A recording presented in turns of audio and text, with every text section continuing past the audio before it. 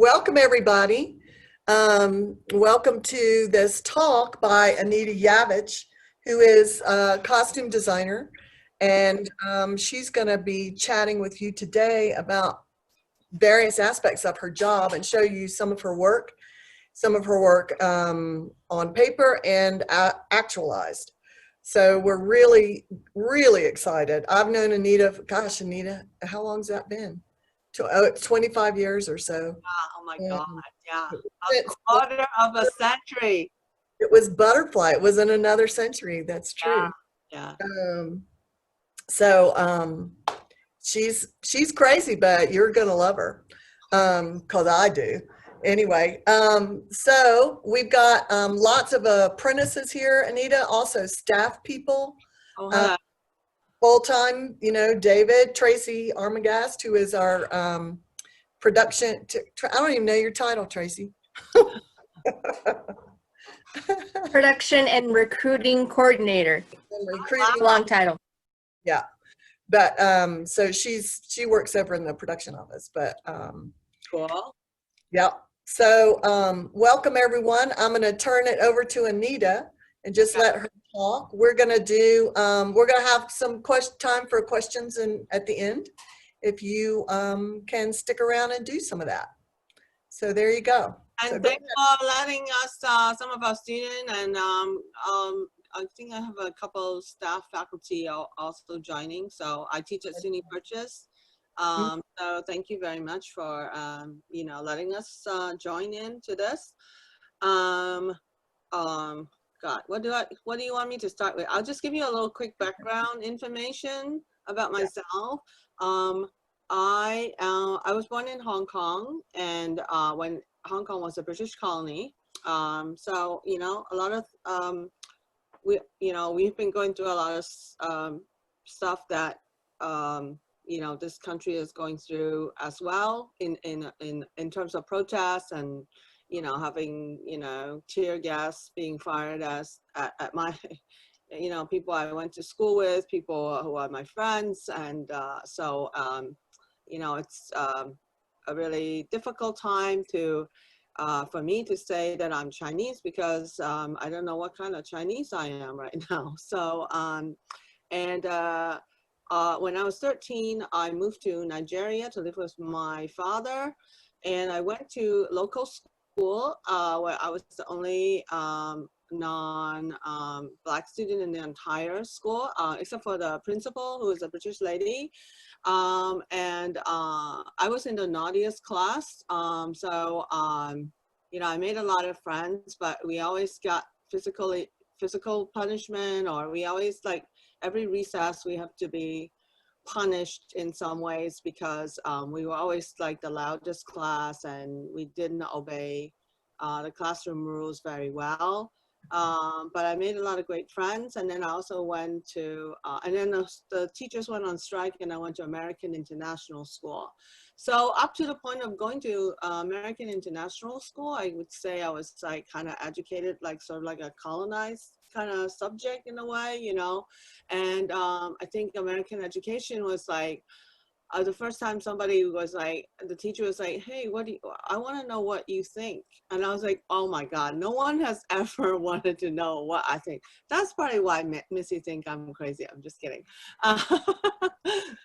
Anyways, so it has really like just opened my eyes on how to see the world. And then by the time I came to America, I was like a junior. I went to a very small town, San Clemente in California, where Nixon has his library.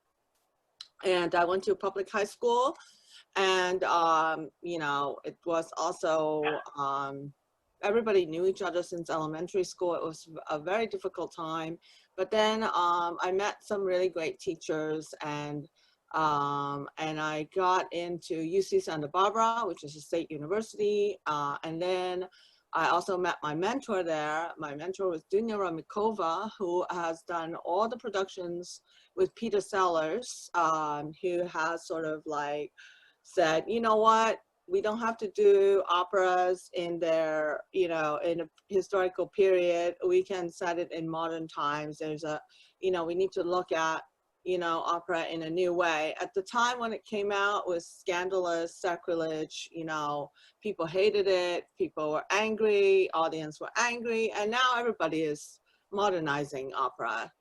So very interesting to think about that history. And so that was my mentor, who has been a collaborator with Peter for many, many years. Peter Sellers, when he went to Harvard, he used to even do shows in the elevator. You know, so like you'd like in the school, you're like trying to take an elevator somewhere and they open and there's like a show going on. You're like, what, you know? So that was a very exciting time. And then after that, I went to Yale and Yale Drama School. And so I have my MFA. And I've been working in the theater. I do dance, theater, opera. You know, I was very fortunate. I was able to travel a lot and through my job. I think Butterfly, when I met Missy, it was a co-production with 3 other opera companies. So it was with San Diego Opera, Houston Grand Opera, Geneva Opera, and San Diego Opera. Right? And Dallas Opera. It was Dallas, yeah. Right. So I remember, so the costumes were built in Switzerland, but the painting was done, we had hand-painted kimonos, that was done in here in New York. Actually, that's how I met Hochi Asiatico, who also teaches at Purchase. And Martin Izquierdo, of course, great shop. I think Martin's shop just closed permanently, unfortunately. Oh, I didn't know that. Yeah. So anyways, it was a really great production, but the costumes were built in Geneva, and then we did our first production in Houston. So all the clothes have to be, were built for the American cast. And then they were shipped, you know, to Houston. Some of the costumes are actually also built in Germany. So opera, as you know, is very international. The scale is so big, and there are a lot of co-production among different companies around the world many times. So so anyways, you will see some of my work. Basically today, I really try to focus the work on how the design and construction kind of go hand in hand. So, and just really talk about some of the design ideas and how they manifest into, you know, a 3-dimensional thing and what the inspirations are. So, on that note, I'm going to share screen with you. Can I do that? Should. Oh, please. Right. Okay, can you see Les Troyens? Yep. Okay. So Les Troyens is my first opera at the Metropolitan Opera. I was like 36, oh my God, right? Before I did all the Botox, I'm just kidding. It was huge. There were over 500 costumes. We have 80 chorus members, plus super, which are, you probably know who the supers are. They're like sort of like extras, plus dancers, right? It was huge. It's really about the Trojan War, of course, and how Aeneas kind of went over to Carthage and, you know, met Dido. So, you know, for me, this opera is very much about how do we look at history, right? How do I reconstruct? Like, for me, it's really about reconstructing history. And reconstructing like a way to you know, look back in the past of, you know, the Trojans, you know, what they would have maybe worn. And so instead of like trying to be like historically accurate, which I have some of that, I also I have you know, done research, but I also wanted to be aware that we are looking at a particular point of view about history. You know, so it's not necessarily like this is you know, this was really what happened exactly per se. It's like the idea of interpretation, the idea of patchwork was very much, you know, in the design. So I really like kind of thought about patchwork, and a lot of people are like, oh my God, you know, Anita, the upper stage is so huge. You can't go into, you know, doing any trim. You're not gonna see any detail. And I was like, you know, to me, it's really about the language of all of these costumes. You can see it's very much about patchwork, and I want to be able to see how this country was organized, and you know, obviously it's during the war, it's a 10-year war, you know, what you know, in the military, how are they ranked, you know, so that you can visually just see like some kind of, you know, oh, that's the king of Priam, you know, that is Hecuba, you know.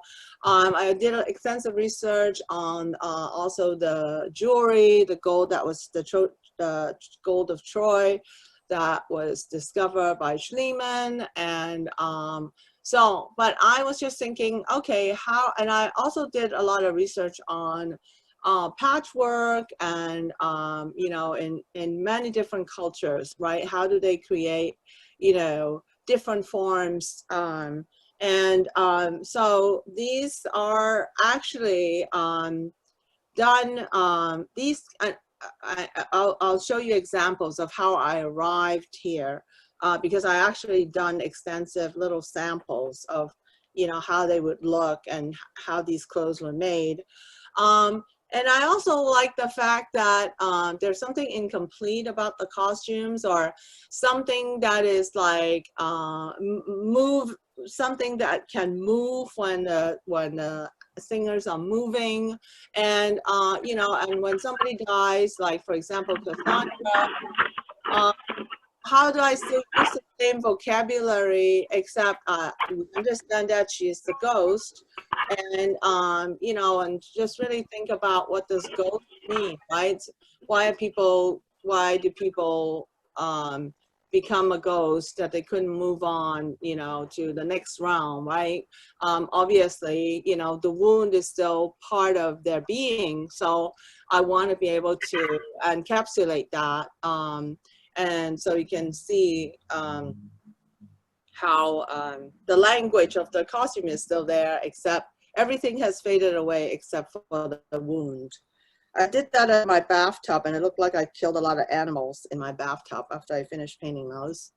And so these are all the ghosts, you know, that kind of come back to, you know, tell Aeneas, you can't stay in Carthage forever. You need to remember why you left Troy to begin with, why you were able to escape. And then for all the chorus who are like the Trojan men, I just thought, you know, they've been fighting for so long, you know, the armor and their clothing, it's like all melded in one, you know, they might have lost some of it. They might have acquired pieces from, you know, other dead soldiers that they keep putting onto their own clothing, you know, so there's like the civilian are all militarized, right, at this point. And with the women, I just thought, you know, so how do I show something has happened, like maybe something has missing in their costume, something happened to them. How do I sort of express that, you know? So I just thought maybe some parts of their clothes are missing, but it's like more like a presentational style, right? And same with the children, right? They have sticks, they have little knives, they're ready to go, right? And then when they get to Carthage, you know, it's like a utopian society. So on the left, you can see like Dido's, you know, as the queen of Carthage, you know, that's what she would wear in her daily life. And later when she met Aeneas, we wanted her to change her, both of them to change their costumes and, you know, have this purple that kind of symbolized, you know, that they were totally in love with each other. So they would wear like purple in the second half of the scenes at Carthage. And also I wanted this feeling to be like water, or like if you feel like it's some kind of vortex that put you in. So That was a very, very difficult dress to make because they're all like bias strips of chiffon and charmeuse. I mean, it was very difficult to make, but it's so beautiful. And also here are all the Carthage citizens, right? You can see, you know, there's variation, and, you know, because we have to make so many costumes, so we kind of had a cookie cutter approach of like 8 different styles, and I would assign them by the different body types of the chorus member that are cast, and then in the fitting I would actually further individualize each look so that it wouldn't look like a uniform per se, but everyone has an individualized look. The same with the women, and they are very kind of unisex costumes, so they're like kind of gender neutral. And here are like the children and the dancers. And this is the process that I started before I painted. I wanted to see how all of these colors would work together. So I did small little samples. They're like maybe like, you know, 12, 15 inches. I just did, I mean, I sew horribly. I'm sorry. Please don't, you know, hold it against me. But I was just trying to, you know, get it together and see. And then after the small sample, we had lighting rehearsals at the Met, and we made bigger pieces just to see how they would read on stage. And the trick really is, how do you have cool colors against warm colors? That's how you can see the detail. If you set those colors to contrast each other, it's really, in order to see contrast, you know, contrast is how you are able to see details. And then with the armor, I wanted to do similar kind of basket weaving, but like with idea of insignia, you know, and status, you know, what level, you know, of the military you're in, you know, something that is individual. So I just sort of started to create that kind of language. And here are, this was so you're gonna see production photos of the 2002 and the 2013 one. So that was Deborah Voigt and Ben Hepner. And you know, Deborah Voigt has lost a lot of weight since then. And here are all the women and some of the men of the Trojan chorus. And there's a little kid in the back. And again, this one now you can see that's Deborah Voigt again, and we have to make, of course, complete new costumes for her as Cassandra. And you can see Hecuba on the right of the photo, and with everybody, really great. Aeneas, and then you have Corbus, you know, Dwayne Croft is a great singer. And here you see some of the Greeks coming in. And the set was designed by Maria Bjornsson, and she unfortunately died before we started rehearsal. So our curtain call was about honoring her, her life. And Maria would design all the details, all these little backpack, every flag, everything she would design. The boat, the little boat over here, she designed, oh my God, look at this, beautiful. She designed this drop, she designed all the kites. I mean, she is like a total designer.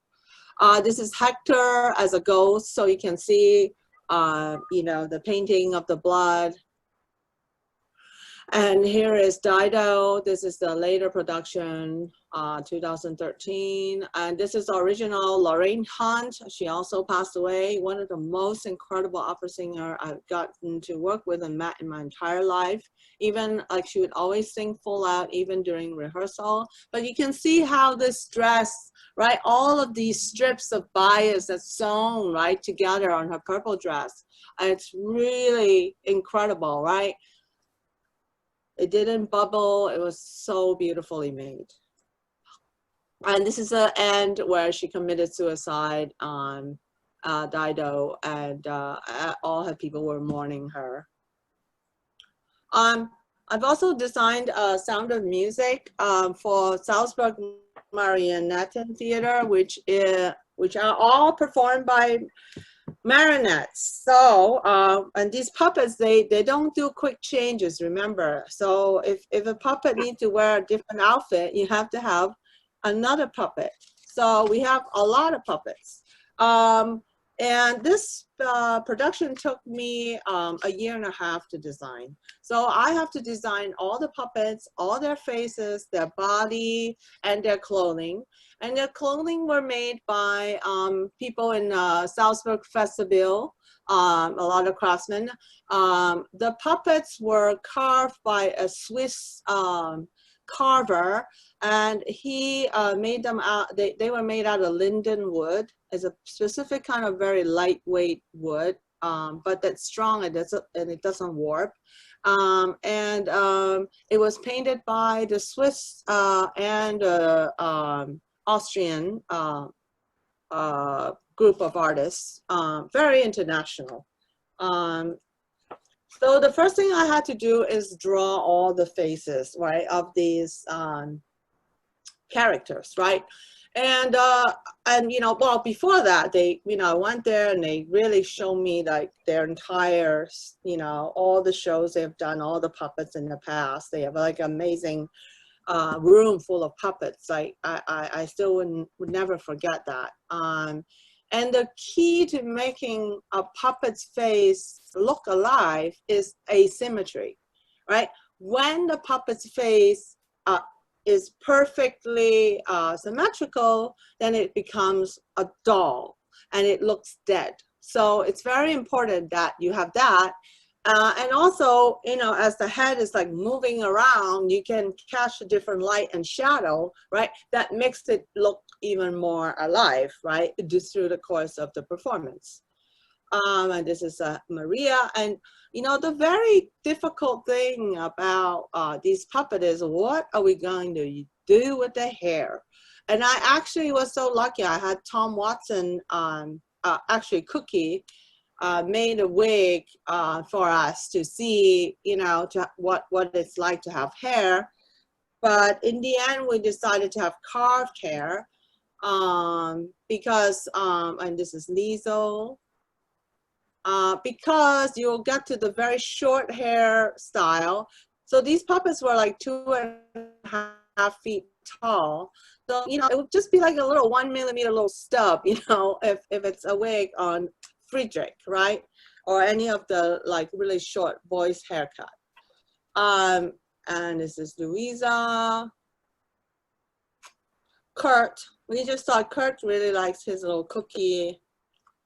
On Brigitte, Martha, oh, Gretel, love.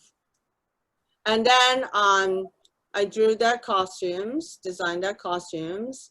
I did a lot of hands initially with the fingers sort of separated, and they said it's not a good way to do it because the fingers would break easily. So, you know, so I was trying to still have an individual gesture, and some of this was modified. The body would be made out of wood and foam, right? So we can like have different body types.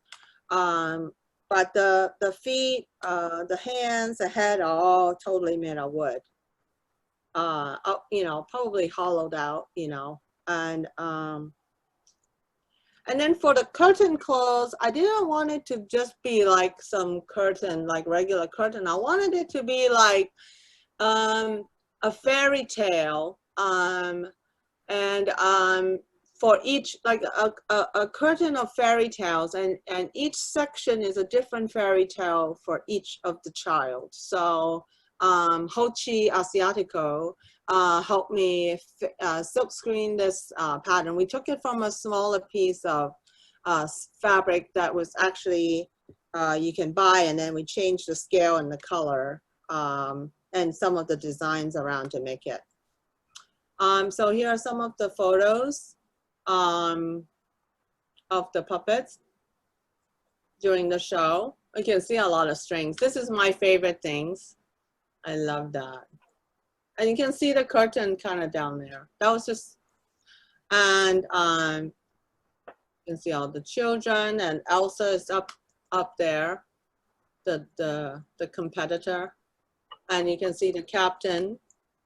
And these are all the puppets. You know, this was done as a promotional shoot. So this was the wedding. Oh my God. They even made double welt pockets for these men's tailored jackets. I couldn't believe it. Look at all of these little dirndls. So cute. That's what they're performing at the end. And this is their curtain call before they escaped. Then in 2016, I also did Nathan the Wise. It was a play that was never produced in Gertrude Ephraim Lessing's lifetime, but it is about the Third Crusade, and it's really about religious tolerance among the Muslims and the Christians and the Jews. And so it's really a beautiful play, and I wanted to find a way to feature the idea of religious tolerance. So what do these three religions have in common, and how do I put it out there? So I started looking at micrography, which is basically a Jewish tradition of kind of making kind of diagram. It's like written in tiny script, and it's like calligrams developed in the 9th century, which like kind of representational, geometric, and abstract design. So, you know, it's like a special art form in books.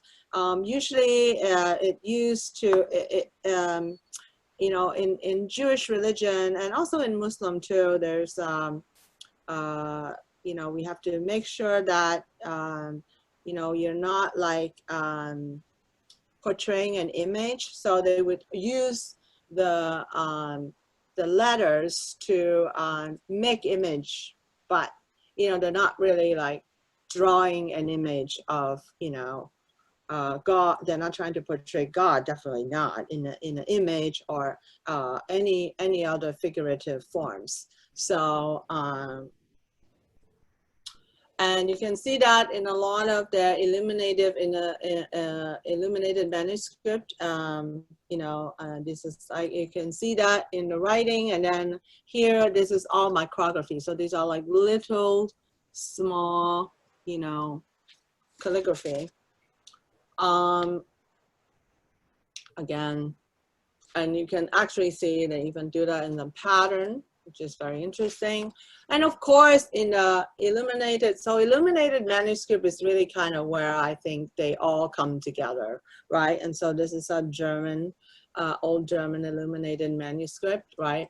And then of course in Islam, you know, they would have the calligraphy, you know, and this is like Bismillah, in the name of, you know, Allah, you know.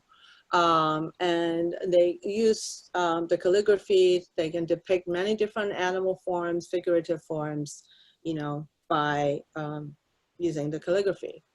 And the other thing that I was interested in is in the illuminated manuscript. There's such a thing called carpet pages. So you basically open the cover of the illuminated manuscript and you would see a page or double page of like really just, you know, a decorative image. But in a way, it almost feels like a door, like kind of opening of a door. So these are from Book of Kells, Linda's Fame, Gospel carpet page. And you can see the Quran. They also have their carpet page. And then in the Hebrew Bible, again, this is very, very old carpet page. And the other thing that I was also looking at, the whole idea of writing, right? The act of writing, the act of kind of creating or, you know, documenting, you know, notating, recording, right? But at the same time, there's also these talisman tunics that, you know, shirts that people would wear, you know, in Turkey, in West Africa, in many Islamic tradition. And it's a way to like protect you. You wear that underneath all your other garments, you know, maybe during a battle, you know. So there's a very strong tradition in writing and special symbols all over. And there are a lot, big collection of those in the museum in Istanbul, in the Topkapi Palace. And there's some of this language that sort of really look like very similar to carpet page kind of decorative motifs as well. And like, you know, there are numbers, there are magical, you know, prayers, mantras, whatever. So I thought, okay, I want to embrace this and make this, you know, because the place that with everybody in our production, everybody is in a modern clothes, and as they tell the story, they enter the past and they put on this garment. So I really learned how to write all of this script. It took me a long time to practice and practice. And, but then I also have to make sure I change some of it, because these are, you know, holy scriptures. I don't want to, like, you know, reproduce it and, you know, in just for costume. So I changed some of it. In order to make this happen, some of these are digitally printed. I had to predetermine how the layout was going to be. So we couldn't print yardage. So I have to already know the pattern of the design. And then I work with the draper very closely, and then figure out where the printing is going to be so that everything would match up. So we already know what the pattern of this, each garment is going to be one day before they were printed. And then with the Saladin's garment, you know, it's more complex and definitely cannot be digitally printed. They were silk screened and hand painted by also Hochi Asiatico. And the challenge of this project is to make sure that the silk screened garments is still gonna look like the digitally printed one.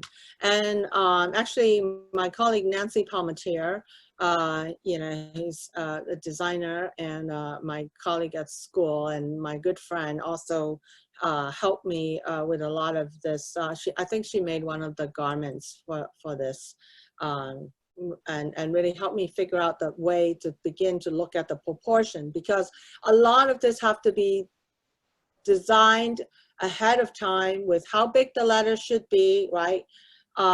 You know, and the proportion of everything. So we made many copies and just put it on the form and just kind of look at them, and then worked on the actual print. So so the first thing you do digital printing is there's a strike off, right? So they would print a sample, you know, check the colors, you know, you check the quality, you know. So that was all approved, but they were having so much difficulty with the red. And the other thing is digitally printed garments, they need to be, the fabric need to be treated first so that they can accept the paint, the dye. So it's like a process. But you can see I went to the printer and like they were like printing that out, and I was just like, I was screaming when I saw that. And then it was put together. This was for F. Mary Abraham. That was his jacket. And this was the one that Hochi printed for Saladin, and this costume was made, this was from a fitting. So there were a lot of adjustments we were trying to make. Because when you have a rectangular garment, as you know, when you drop your arms, the corner is gonna drag on the ground, and we're like, how are we gonna do that? And this form is too small, obviously, but that was, they were on the dress form. And these are some of the production photos.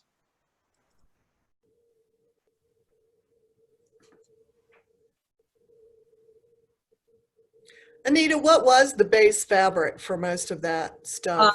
So most of it was this San Remo silk, which is sort of like a linen weave silk, like a shantung, but you know, but it's tighter woven. The thread count is higher. We also, yeah, we did also some gazar. The sardine is like a gazar. So yeah, and then we also use cotton or linen for the older man up there, and this one on the left, that's all cotton or linen. Yeah. Did you find one or the other kind of fiber took the printing better? We tested all of them before. Yeah, so they all took well. Yeah. And then were they water soluble once you finished, or did they need to be dry cleaned? Dry clean, yeah. Dry clean, yeah. And we also, yeah, dry clean, yeah. And then I also did a Rape of Lucrezia. That was at Houston Grand Opera in 2012.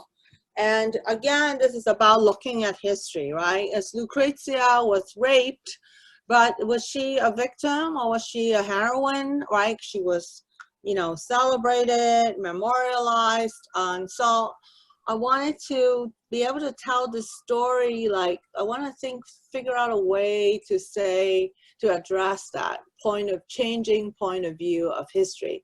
So I was like, oh, it would be really great if I could come up with a garment that every time she turned around, it will look like a different dress. Like, how can I make 4 dresses into one dress, right? I know I sound crazy.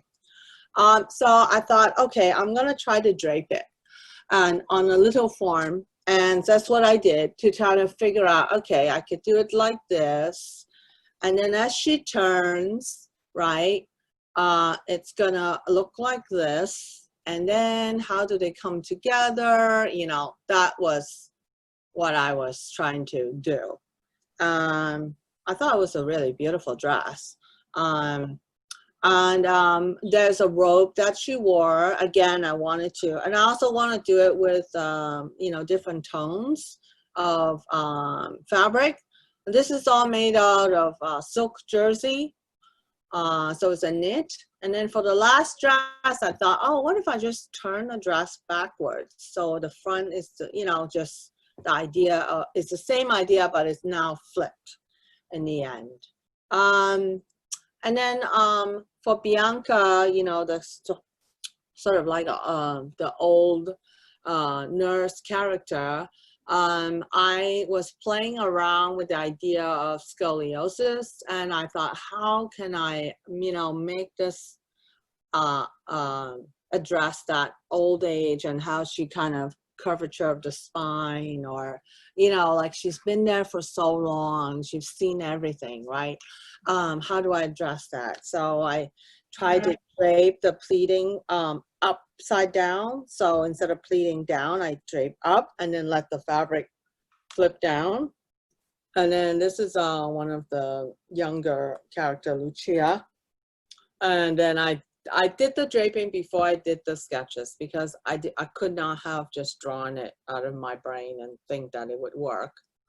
And then I thought, well, what about Tarquinius and, you know, all these men? Like, I thought, well, what if there's no separation between the armor and their coat, that it's all sort of melded in one? Because now it has been, you know, thousands of years later, right? So, so that was my idea of how can I have that 3D relief,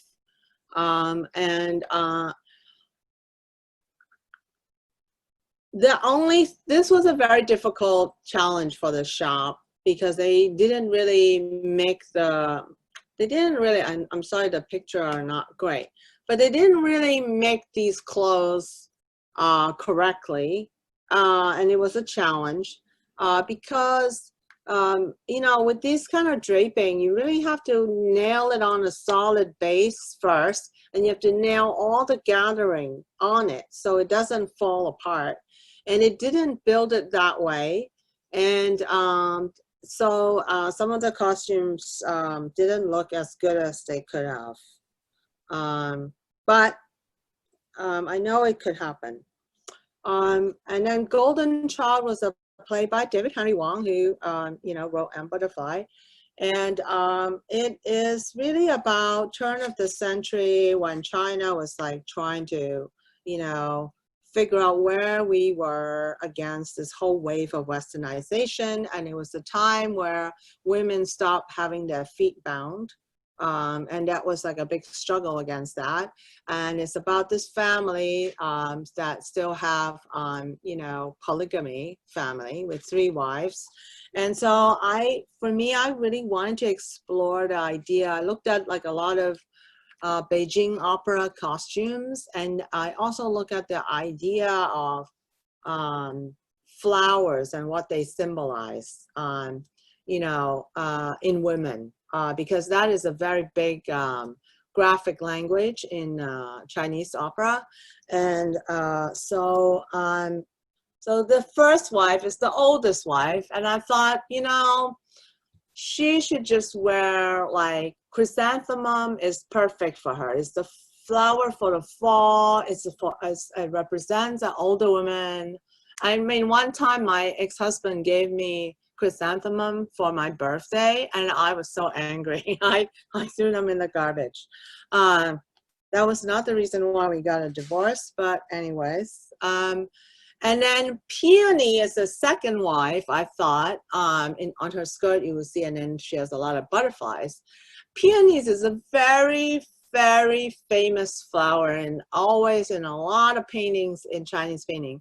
And you know, if you know peonies, the bulb is always so small, and when it blooms, you can't imagine how it could like contain so many petals, and it's just shameless when it blooms, right? And that's kind of like, it's about cornucopia, it's about fullness, like the ripeness of life. It's about it's about excess, you know, and it's about that kind of shameless show off. And this is very much the character of the second wife.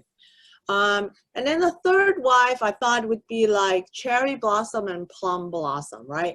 These blossoms only happen in the harshest time, in the winter. And, you know, she ended up, you know, you know, being haunted by the ghost of the first wife, and her life was very, very difficult. Everybody hated her. And so I wanted to capture that, and an idea of youth and delicacy. She's very delicate and almost fragile kind of flower. So we, actually, Nancy was also like, I was like, Nancy, what do I know? And that's a picture of Nancy. We're like sitting at Hotel Asiatico studio and trying to figure out the proportion of these flowers, right, on the costumes and according to the size of the actors, right? And so it's very important to kind of have different options and sizes to think about. So all of these costumes were painted by hand. And even the borders were silk screen, the collar pieces, right? And here are these are just samples of color, right? And contrast. And so these were hand painted. All of these were hand painted from white silk, okay? Actually, maybe some was on pink, so we don't have to. I think this was on some of the border. We thought about doing pink silk. That's the kind of, you know, we're just trying to figure out, these are all samples. Oh, sorry, this photo got stretched a little. And you can see the finished product. So even the shoes were custom made to look like they have bound feet. You know, all the borders were silk screened and then painted, you know. This was the third wife pregnant. The first wife, she was dead. So she had like this black translucent robe over her because she was the ghost. I think this is this might almost the last piece. This is Facing Goya. It's an opera by Michael Nyman, sorry, gotten Niall Gaiman, hello. It's about art, DNA, money, everything. So there are all these scientists, they sort of rediscover the DNA of, I think they found Goya's skull and they got his DNA and they want to auction it off. And I wanted them to be like scientists, there's some part of it seemed like they're like gargoyles, but they are also kind of horrific, the way they want to just measure everything, quantifying everything, art included. So, and it was also based on the very famous Capriccio by Goya, called The Dream of Reason Become Monsters. That was actually the first line of the opera. So, so I really took those wings of the monster. And then basically there are 4 main singers in the, they're like the chorus. These are the chorus. And I wanted each of them to have a color that represent a direction, because this whole opera is about the art dealer needing to make a decision, a moral, ethical decision, right, of what to do with this Goya skull, supposedly, that she found. Then I thought, oh my God, wouldn't it be cool if, they also like have this like blinged out skull, during one of her, surreal aria about, contemplating about money and art and DNA. Oh, that's me. So anyways, Rodney Gordon made these amazing skulls. The first thing that we had to do was to make a 3D sculpture of the skull. We tried to figure out what size it should be, and then we gradually become the 3D sculpture. And so I came to look at that, and we tried to figure out where it should be sitting on the head, right? And we try to position, and here's one of the singers. So basically the skull really only weighed 2.5 pounds, but because of the size, it was quite a challenge to figure out how they could wear it. And singers hate wearing stuff on their head. So I was very lucky that I got these game singers, right? And we're trying to figure out what it should be mounted on so they could wear like a helmet on their head.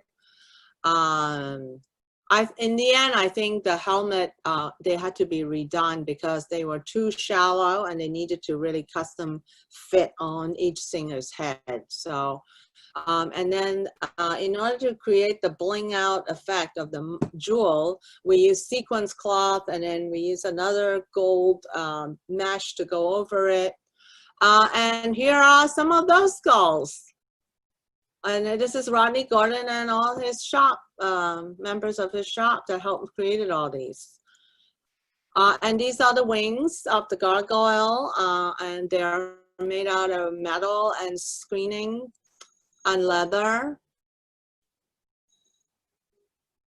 So these are some of the production shots. Very beautiful. We have like live feed, we have projection. I'm really, and these are the photos of the skulls in action, and they are live feed, so you can actually see like this camera up above, so you can see their movement pattern, from a different perspective on the back wall. And the last thing I wanted to show you is the design for Queen Elizabeth, for the Queen Elizabeth character in Orlando. Orlando is a very meta story about this young nobleman who who had lived for 500 years, and he transformed one day magically from being a man to a woman in the 17th century. And then the novel ends in 1928. This is a play adapted by Sarah Rule, and we did the New York premiere. And because we have the we have really the chorus. We just have Orlando and 3 chorus. That's the entire cast, and they play all the different roles. And because of the meta nature of the story, I wanted these chorus to be, they're all men. They're like biographers, and so they're all in white, and they would whatever change they when they morph into another character, I want that change to happen on stage in front of the audience. So for the Queen Elizabeth, which is a very big character in the play, and keep recurring, but I want her first entrance to be, I want it to be like a facade, so it's just the front. And I want it to kind of come from above. The thing flies in and the actor would just go into it. And, you know, and that would be the back view. That was my idea. And I wanted it to be made out of like doilies and, you know, things that are not necessarily fabric. This is a fitting photo at John Christensen. So we actually found this amazing fabric, this gold kind of brocade. It's actually a paper, it's like fabric, but it's really paper for, you know, people to make headdresses out of, people in Africa or the Caribbeans. It's a special cloth. I actually don't know the name of it, but it's a really, there are only a few stores in New York that carry that. And I just happened to find it. So I was just felt so fortunate. And the entire ruff around the neck is made out of doilies. I actually found these big gold doilies, and John almost killed me because it's paper. So he had to fuse it onto chiffon, and then, well, and it also is laminated. And because once you sew paper, you know, it's perforated and then it will rip. So he had to do a lot to make it, you know, sew. And and it's basically on a frame that rests on the shoulder, and also there's a belt that we added on later, but this was for fitting. And you can see how the frame is constructed, and we use organza, we use trim, we use everything. But you can totally tell the paper, right, on the back of this, the doily. And here it is in action. And it's David Greenspan, one of the best actor ever. I was so lucky to work with him. And directed by Rebecca Teichman. It's a really beautiful production. So that's it. That was great. So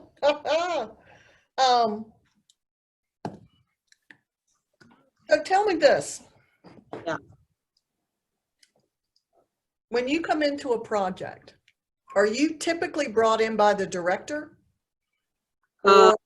Yeah, director, a lot of times, yeah. Sometimes playwright. Yeah. And over time, how would you give advice to this group of people about making that connection between you and the director or whoever it is that has the vision?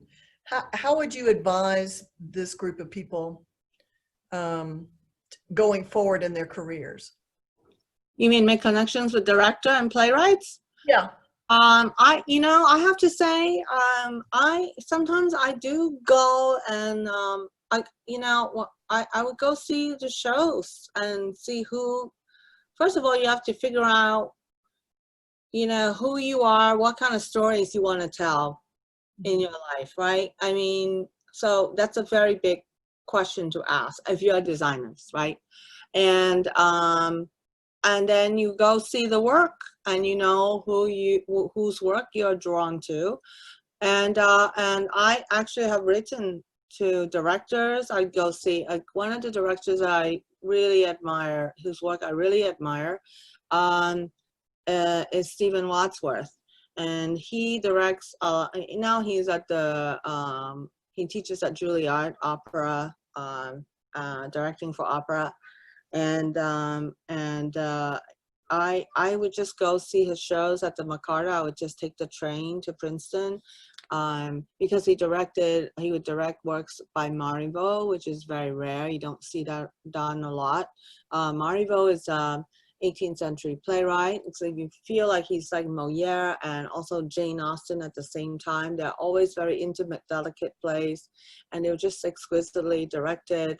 And I wrote to him, and that's actually how I got connected. I showed him my portfolio, and in a meeting, because he was living in Santa Fe at the time. Now he lives in New York, and then he made some phone calls for me out of that meeting.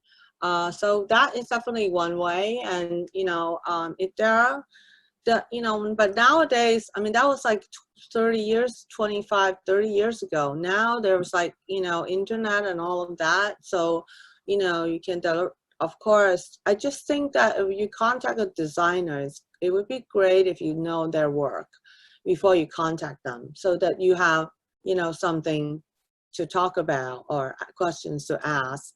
And, you know, you can, I mean, if you're in school, you know, you do research, and you can also ask your professors if they, you know, have connection and do an introduction, you know, stuff like that, you know.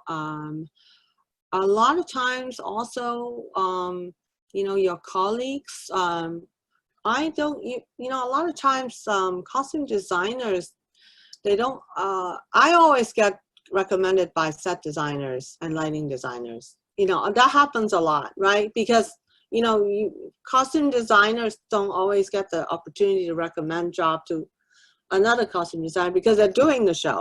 So, but a lot of times, so make friends with your fellow set designer and lighting designer, because a lot of times, you know, there are people who would also recommend you.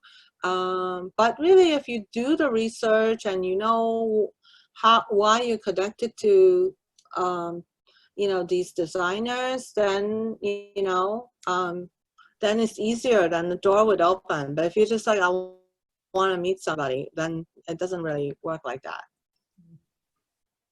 Is that helpful? Yeah, I don't think so.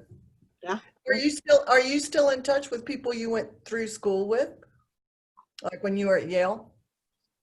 Sometimes, sometimes, some of them, yeah. Some of them I'm very close to. But, yeah, absolutely. And some of my teachers there still very closely, you know, connected. Absolutely, yeah.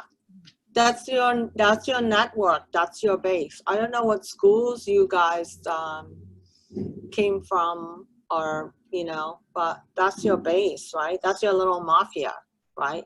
So you gotta hold on to your mafia. Yeah, so to speak. Do you ever design sets? No, I got plenty to do. Sorry. Don't think I would drive a lot of people crazy. No, I think I mainly do costume. Yeah. Right. How about you other guys? Does anybody have a question that they would like to ask? You can like do that little hand raising thing. Paul, I saw your hand, your actual. Yeah. I had a question for you. What has been the most fun experience for you, design-wise, personally, professionally? Most enjoyable moment for you? All of them are fun. I don't know. All the things I showed you are fun. They're hard. They're hard. I like to always design something that's a little bit impossible, and then and then figure it out. All of these designs are like a little bit like, you know, but then we figure out. Yeah, I think anything that's about experimentation a little bit. I think, you know, and that, you know, I don't know all the answers. So really working with really great drapers, and also working with you know, even with the Queen Elizabeth thing that for Orlando, like I designed all of that, and then they were like, Anita, we don't have enough space above to have this big costume. And I'm like, what do you mean? I've been telling you. And now this costume is actually at Sarah Rule's living room on the wall. But and I was like, how am I gonna, I'm like, but that's the whole design. Now I'm gonna carry that out. It's gonna look awful, like, you know, like a gurney. I don't know. And then the set designer Alan Moyer and Chris Ackerland, the lighting designer, they're like, you know what? Let's look at the space. And they literally both went on stage and figure out a spot, refocus the light, and make it happen. So we all make something happen. I think that's exciting because that's real collaboration, you know. So yeah, I hope that answers your question. It does. Thank you. Yeah, I think it's important, Anita, and especially in that example where you were working with Alan and Chris, that being able to be flexible, being able to collaborate, not just with your design team and probably your director, but also for a lot of these kids who are interested in doing tech. When a designer comes into your shop, you know, something like Anita says, she likes to design something that might be impossible. It's a great way, it's a great learning experience to work with something and to try to do something you've never done, never thought of, and you just have to figure it out. And I think for me, working in the tech world, that's one of the things that I love to do, is to take a design and figure out what we can do. And by talking and communicating with the designer and figuring out, well, what are the salient points of that? So how can I give you that and make it a garment that can be worn over and over and over again? It's not going to get torn up. It can be cleaned, or something built underneath it to be cleaned. I think that's a really important thing to think about as you're beginning your career, is that you have a vision, but you also need to come to the table with some flexibility on how that's going to get done. Anyway, that's my 2 cents. Yeah, and the thing I wanted to say is, like, it's not like I want to design something for the sake of designing something. I mean, it needs to, like, really obviously have a deep meaning that I derive from the script, dramaturgically speaking, and all of that. But so it needs to just feel,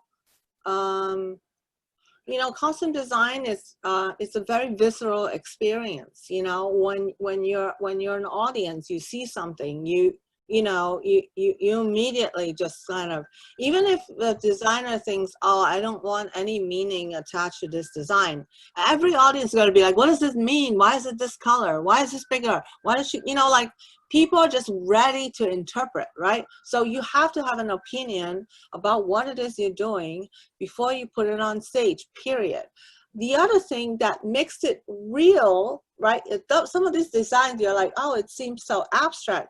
But what makes it a good costume design to me is that it addresses the circumstance the character is in. So you can be very abstract, but there's something circumstantial and behavioral in the clothes that they wear, right? And what they're doing, the activity that they're doing, you know, while they're wearing it. Have they been sitting on the ground for 80 years? You know what I mean? And then all of a sudden, even though it seemed like a very abstract thing that you're looking at, but there's something real about it, right? There's something like behavioral and circumstantial that has, like, you know, it's embedded in that. And all of a sudden, it has its own life and its own reality. So it's not just like some design for the sake of design thing. So that's how you can really tell the story, right? And, you know, I'm not showing you all of this because I think I have, like, completely succeeded in all of that. Some of these are experiments. Some of them I didn't, you know, wasn't like 100% success. But the thing is, like, you got to push for, like, how do you find that? And also, like, it's also very exciting for audience sometimes, you know, even though you want everything to be like a perfect show and things just sort of magically happen. But, you know, it's very nice when you let people in and they see how somebody transformed, even though it's not a perfect everything that comes out, like the Queen Elizabeth, like you just see that artifice, and and all of a sudden it has its own other reality to it, right? So, and then like people feel like they're in on it, right? They're like, oh, I'm part of watching this miracle happen. It's like the birth of Jesus happening. You know what I mean? It's like that, you know? So I think it's like, then it's like really alive. But of course it depends on what the play or the musical or the opera is about. But yeah, it's very important to think about that because, you know, that's important. Do you find that when you design for different performance types, media, that do you use the same general process, or do you approach dance differently from the way that you would approach opera? Not really, honestly. Everything you have to just approach as what it is. And honestly, people really need to move in all the, you know, even if they're not dancers, they need to be able to do this. Even though 19th century costumes, a woman is not supposed to go like this, but everybody like kind of have that need. So, you know, you have to just make sure the costumes are built for movement, period. So I wouldn't say necessarily, you know, that you have to think about, oh, that's dance design and that's, I think they're all like pretty close to each other, you know. Cool. We have a question from Alexa. Yeah. I'm sure there are probably times in your career where you've had multiple jobs come up where you have to choose, or you may take multiple, but what are some things when you're looking at a project that you want to take into consideration when deciding what it is you want to put your time into? You mean if I have 5 jobs, why would I pick these 3 out of those 5? Yeah. Well, okay. So obviously, I think all of you who love design, you should make a list of what you want to do before you die. A bucket list of shows you want to do. You have to know what they are, period. If you want to do Cutting Little Vixen, Magic Flute, you know, put it on your list, right? Because if you don't, then you don't know who you are and blah, blah, blah, right? Then the other thing is, as far as career goes, I would say, right, if you live in New York, wherever you live, honestly, but I would always try to do new play, world premiere, always. I mean, just of course it depends whether you like the play. If you don't like the play, don't do it. Don't do anything you don't feel close to, because it would just be horrible and torturous. Like, don't do that to yourself. It's okay to do something that you're scared of. I always take a project that I'm scared of a little bit. I'm like, oh my God, I don't know. I've never, oh my, those are always great projects. Because why? You're on your toes. You don't take anything for granted. You're not sitting there like, you know, eating some Haagen-Dazs ice cream and think you can just sail through. You're like not lazy. You're like really looking at everything. That's why it's good to be scared always a little bit. Obviously I don't take jobs with people who are misogynistic. Hell no. You know, people I don't respect, hell no. You know, you have to take care of your psyche, right? Just because, you know, there are some people, just because we're all in the arts doesn't mean like, you know, it's like a dance, it's like a marriage for like 6 months that you have to be together, right? So always, of course, work with people who inspire you. But as a business in general, like, I would always go for, if I were to take a job, like in New York, right? I'm in New York. I would always take a job in New York before I take a job in the regions, in regional theater, usually, because I live in New York. And always take a job. I always would consider, not necessarily take, but consider a new play, a new musical first, you know, and figure out what it is, whether I have something to say about it. Then I would take, I mean, that's just me, okay? I mean, totally not, like, you don't have to, please do not follow my example. But you can consider that. I would always take a classic But like a Shakespeare or, but with a team that's like, that I really enjoy working with and want to think about how to address it in a different way or whatever. So it's not just like, we need to make it exactly 19th century, blah, blah, blah, traditional. It just depends on the, so you want to make sure you inspire each other and you enjoy each other's company.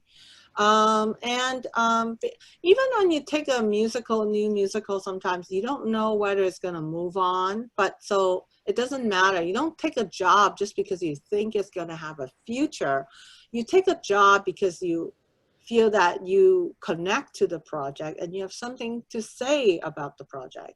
Because if you just do it just to, hope that it will go to the next place, sometimes, it doesn't, or if it goes to the next place because you are not super closely connected to it, you might be not moving on with the rest of the group or whatever, so it's really about you and what kind of journey you want to take in your life, right? And so I would say that. I hope that's helpful. It is. Thank you. You gotta take care of your soul, Mm-hmm. Yeah. That's a good way to put it. Yeah, because nobody cares about your soul except for you. Take care of it. Yeah. Other questions? Brandon, is that you asking a question? Hello. This is Brandon. Hi, Brandon. Unmute yourself. Oh, try it again. There you go. Okay. All right. Oh yeah, I even made a little like hand raise thing. Hi Anita. Thanks for this awesome presentation. I'm just curious about working with your Salzburg marionettes and the Sound of Music. Had you designed puppets, costumes for puppets before this experience? A little bit, but not like this. This is very intense, and I had to be trained. It was intense, yeah. I have done some puppets before. Sometimes, as costume designers, you would do that. I did Aladdin at Disneyland, at California Adventures Park. That show went forever. I wish I had a penny for each show, but I didn't. But I worked with Michael Curry very closely, and we designed the elephant. I did the little, I have that somewhere. I made a little model of the elephant. I wanted it to be collapsible, so Prince Ali can ride in, and then the elephant can go down hydraulic, and he could get off.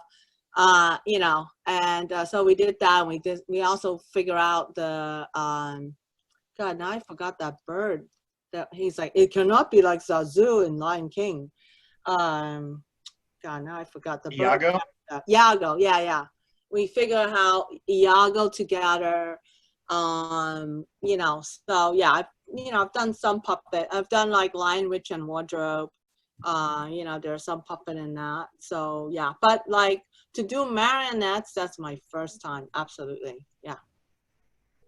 Yeah, if I could follow up, are there any things you learned specifically about designing costumes for puppets and marionettes specifically? The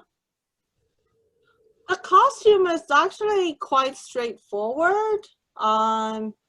It's really about proportion a little bit when you design, because you have to design the whole puppet, right? And then you design, right? So, how big is the head compared to, the body? And the shape of the body you have to work with, but the clothes are I thought the costumes are pretty straightforward, how they were put. I mean, they don't do any quick changes, as I told you. Right. The choices you have to make is about the painting styles, right, of the faces, and the carving styles. That took a while.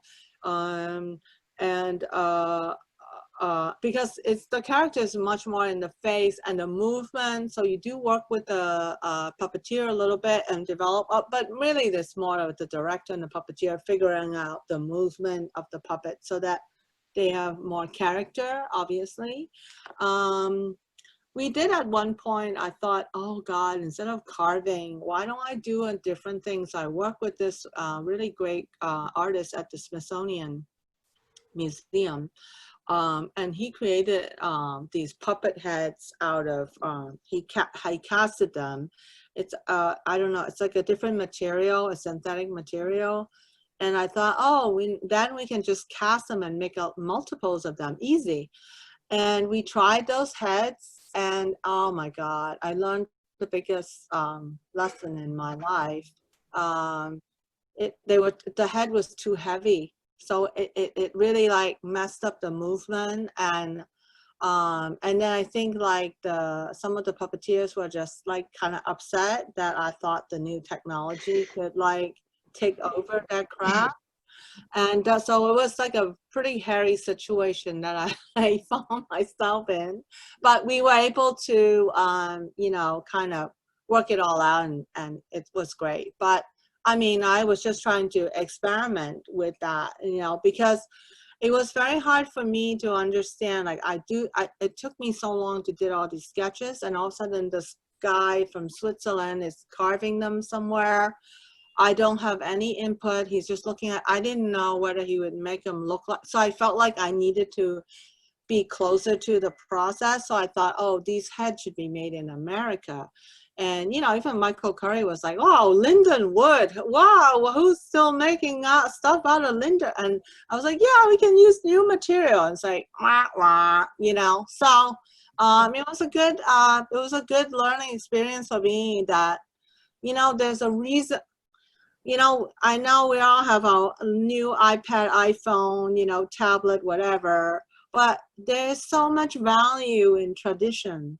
So I think, you know, the interesting challenge for all of us is how to do both and understand what the traditions come out of, what is valuable in the tradition. And when we hop over to the new technology, you know, what is still valid and what is still not, you know what I mean? I think that's always the question for us to ask. I'm old, you are all young, and you know, you have like, you know, different perspective, but it's very important to take the time to understand, you know, tradition and how they came about. Even though there are a lot of like misogynistic, you know, horrible things about the tradition, but there are some things about it that it's, you know, that's important, that, you know, you can't just like throw away into the bin, you know.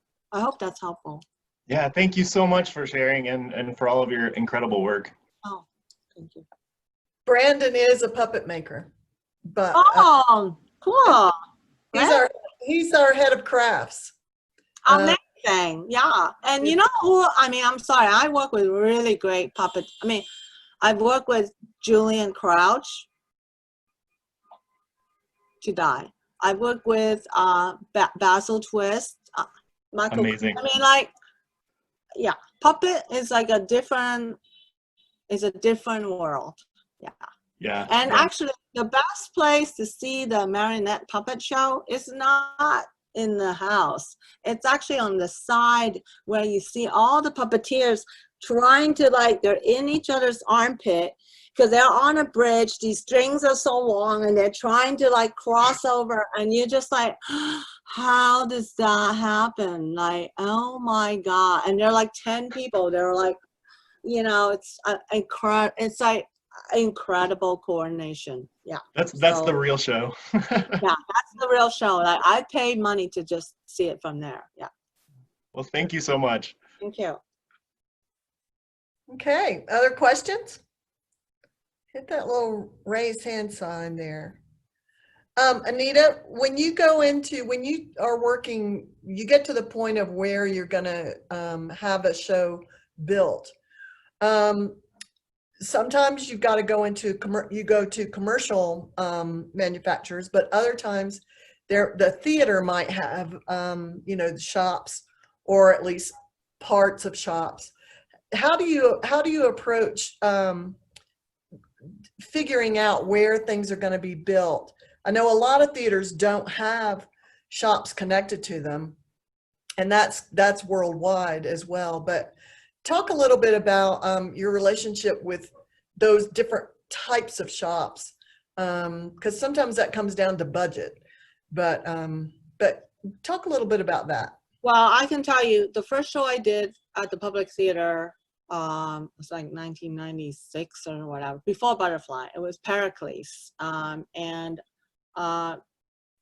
I think there were like 8 different shops that built it, came together, built that. And it was like, we had like 2 different milliners.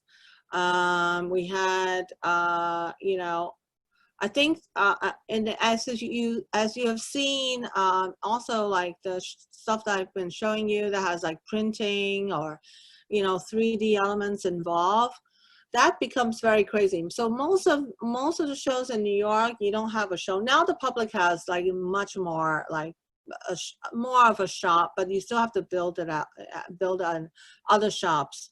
And, you know, you just have to kind of pick your battles and see, you know, think about the budget. But besides that, it's really about coordinating, right? So let's say you have a big show that you're splitting up, like you have painting, you know, things that need to be painted or printed.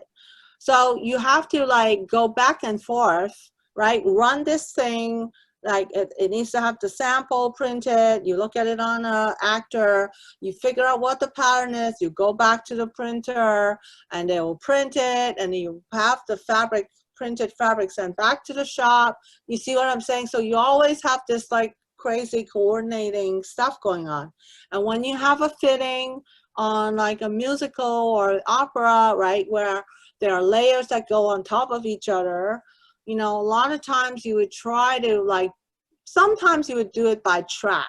If you're doing a big musical, so you like have the shop build these tracks. So all the layers on top would just, you know, be built by the same people. However, sometimes you can't, it doesn't work like that. So you would have to make sure everybody comes to this fitting. Now with this new COVID age, I don't know what to say about that process, how many people can be in the fitting room and all of that, but you have to make sure all of these layers work on top of each other. So that's another challenge. And the hat would work with the wig and the, you know, so you always have to have a very good, you have to have a very good associate designer, an assistant, you know, to help plan it all out so that you don't miss a thing. Because if you, and the shoes, whether it's custom made or all of that, you got to pick. So all of these have to then come together, and just really have to be strategically planned well. Mm-hmm. I hope that's helpful. But you know, there are some shops that are good at particular things, and you know, and some shops, you know, so you kind of pick who can do what, you know, and you just prioritize in that way. Mm-hmm.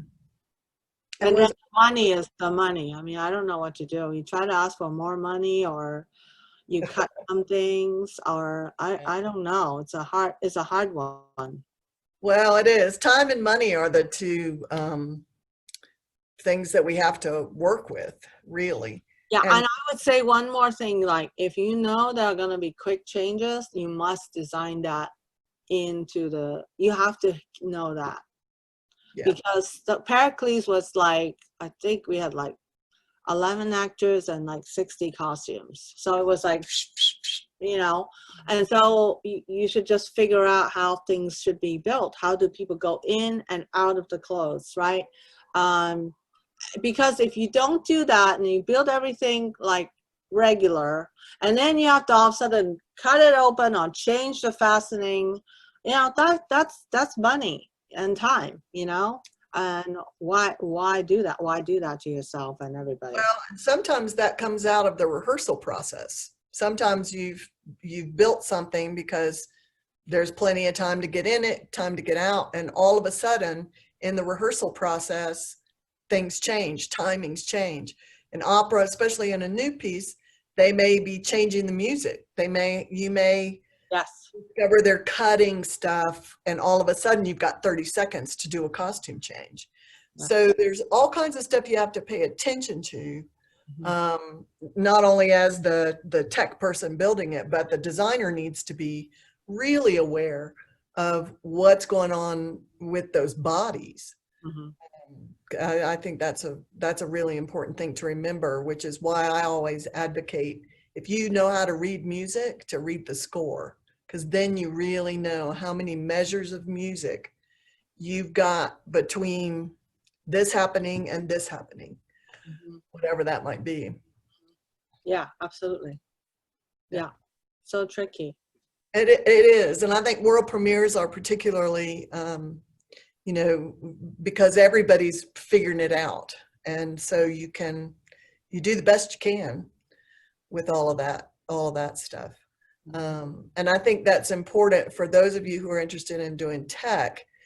Anita's point about things like the fast change, you need to know that, you need to realize that's going to happen from the get-go, because you've got to plan that garment in order to do those things. And the draper is going to need to know that, because that's going to happen early on in the development of that garment.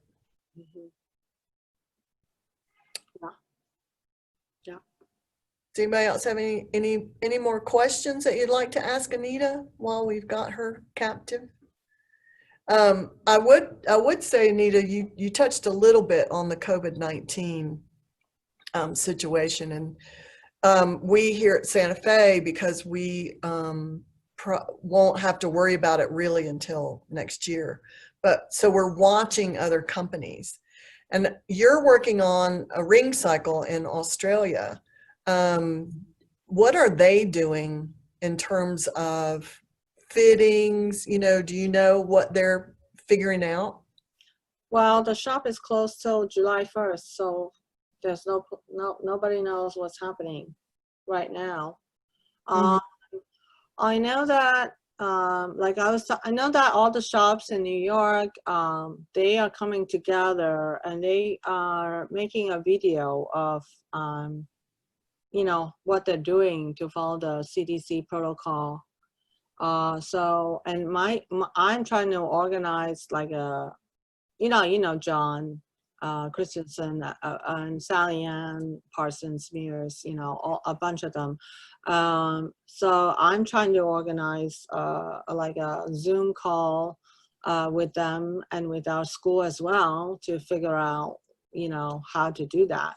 I don't think we need to like have like a plexiglass around each table. That's like ridiculous, but the protocol of how to do a fitting is going to be very different. Way less number of people in the room.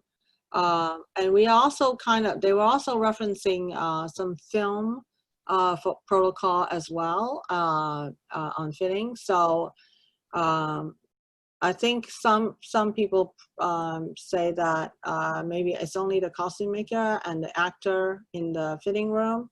Even the designer has to kind of look at it from outside, which I think is very difficult, even if you have cameras and iPad. So you know, we're trying to figure out how to make that work. Or do we put a plexiglass so the designer can be just closer to it, to, you know, it's very tricky. And sometimes you want to like just go like this, you know, and yeah, I mean, really, I hope there would be a vaccine as soon as possible and available to everybody. But in the meantime, yeah, it's gonna be tricky. But definitely mask and maybe the shields, you know. I think the shield is going to be good, because I think the shield's going to be important. Yeah. The Royal Danish Theater they started fittings the end of May. Oh. Yeah, so they're doing some dance stuff. They've got 80 dancers that they have to costume. So how do you do that? Well, they're limited to 3 people in the room. Oh, good. And it's the draper, the designer, and the artist. Oh, so good. There's not an assistant taking notes. So trying to figure out how to do that? Can you put a camera into a fitting room? What kind of problems, privacy problems is that going to create? I think there are a lot of issues that'll be interesting to watch. Stuttgart is also doing fittings. And one of the things that they are figuring out is the Staatsoper, which is government run, has to go by government guidelines. They have to wait 72 hours between fitting a costume on someone and then somebody handling it, or fitting that costume on another person, whatever that might be. So they've got a 72-hour time lag between that. Another opera that I talked to, they're going 24 hours, but they are not government. They're private, but they do between, in their wig department, between wig fittings, they have to wait 30 minutes between anyone coming in. So they wipe down all the services. But what they're doing is giving the air system a chance to change out the air. So there are things, it'll be interesting, I think, for Santa Fe, because we don't operate really until the spring. We've got some time to watch and see what things are working and maybe what things are not working with all of this. And I would be interested to be a fly on the wall when John and Sally and Bethany and all those guys talk to each other about that, because it's changing our world considerably. Well, and I think also, like, what about like temperature? Is that going to be like, are we all buying one of those guns or more than one, to take people's temperature? I think it's important as well, It is. I know that testing is like, you have to then test every day, but it's very complicated. It is. When you share a room, we have about 9,000 square feet on the main floor of our room, but the whole idea of spacing, using plexiglass shields, we're in for a reconfigure. But worse than that is, the door handles, the bathroom stall, flushing the toilet. All of those things are that we have to think about. It's not just being in a room with somebody, it's also trying to get in that room. Yeah, also quick changes. Yes. And, and backstage, if you've got, for those of you that have never actually worked in opera, you may have 50 people standing in the wing waiting to come on stage. How do you space them? How does props get their stuff to them? If you've got to mic somebody, what's going on with the mic pack and where the microphone has to be? There's a huge amount of issues that we're having to look at. And I would be interested to hear when Australia opens up what they've decided to do. So you'll have to yeah. Any other questions? Anybody else have anything else they'd like to chat? Well, I think, Anita, I can't thank you enough for coming and doing this with us. It's lovely to see you as always. And I don't know. Here we are. What a thing. But this is a great opportunity, and I hope you guys really appreciate what Anita has brought here to tell you about. And I think we need to all give you a virtual round of applause for that. And thank you so much for coming. Thank you. Thank you. Great to meet all of you, and take very good care. We're going to come out of this very fast in a good way. I think so. I think we'll be more careful. Yes. All right. Okay. Bye, everybody. Bye. Thank you. Bye.